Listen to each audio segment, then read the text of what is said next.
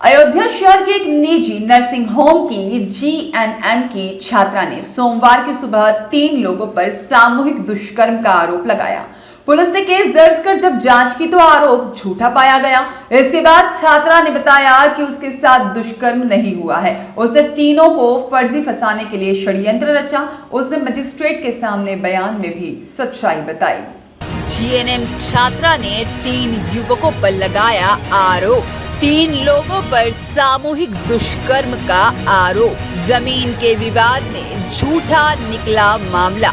CCTV और location से खुली पोल। रविवार की रात करीब 10 बजे रोनाही थाना क्षेत्र के अर्थर गांव में स्थित काली मां के मंदिर के पास सड़क किनारे 22 वर्षीय एक युवती बेहोश मिली। ग्रामीणों की सूचना पर पहुंची पीआरवी ने उसे सीएचसी सोहावल पहुंचाया था। सोमवार को होश में आने पर उसने पुलिस को बताया कि वह गोंडा जनपद के एक गांव की निवासी है। वह अयोध्या शहर में एक निजी नर्सिंग होम में जीएनएम की छात्रा है। बताया कि 2 माह पहले उसकी मुलाकात अर्पित दुबे निवासी बनवीरपुर थाना कैंट से हुई।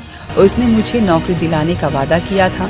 रविवार को उसने मुझे बुलाया था। सुबह करीब 11 बजे वह शहादतगंज पहुंची तो वहां अर्पित के साथ उसके 2 दोस्त कल्लू तिवारी उर्फ उत्तर निवासी तेंदुआ माफी कोतवाली बीकापुर और सुनील जायसवाल उर्फ नेता निवासी ग्राम गोपालपुर थाना पूरा कलंदर मौजूद थे। तीनों ने उसे एक काली रंग की एसयूवी में बैठाया और खाने के लिए समोसा और कोल्ड ड्रिंक दी थी।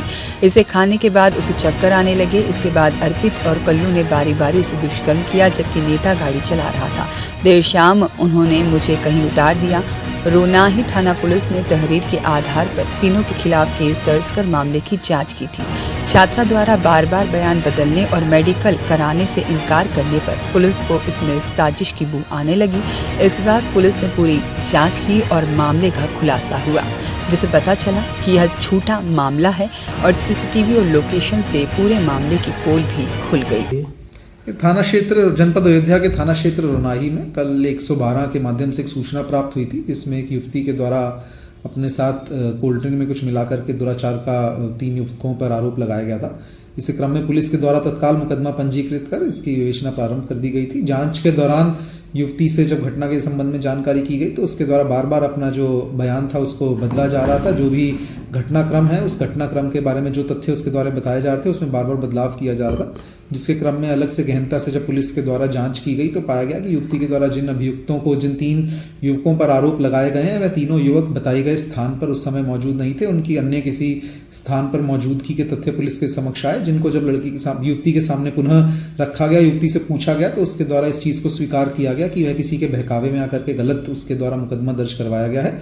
युवती को मेडिकल के लिए लेके जाया गया था, जहां पर उसके द्वारा मेडिकल से मना कर दिया गया एवं मजिस्ट्रेट के सामने उसका 164 का बयान किया गया है। युवती के द्वारा जिन आरोपियों पर आरोप लगाया गया था उनमें से किसी की गिरफ्तारी नहीं की गई है और जिसके द्वारा बहकावे में ला करके गलत मुकदमा लिखवाने की बात बताई गई है उसके खिलाफ अग्रिम विधिक कार्रवाई प्रचलित है।